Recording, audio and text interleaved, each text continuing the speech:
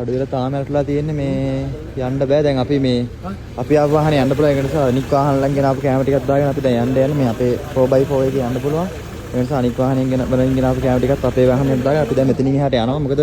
රෝද ළඟට නිකන් වතුර පිල්ල දිනවා එනකොට අපිට යන්න පුළුවන් නිසා අපි යන්න දැන් මෙතනින් යනවා මොකද කැම නැතු ඉන්නවල මිනිස්සු අර පැත්තේ දැන් අපි යන්නේ මොකද අපිට ආමිකින් කිව්වා යන්න දෙන්නම් කියලා මේ අපි යනවා දැන් මේ වාහනේ අර තියෙන කැම ටිකක් දාගෙන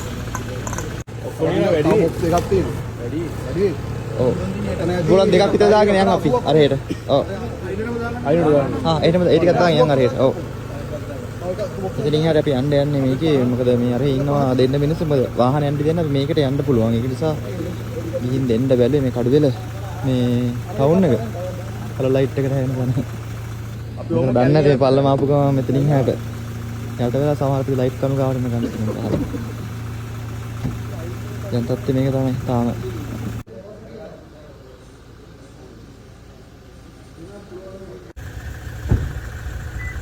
තාම කණුවෙන් භාගයක් යට වෙලා තියෙනවා චන්ද්‍රිකා කුමාරතුංග පාර නුවර පාර මාළගේ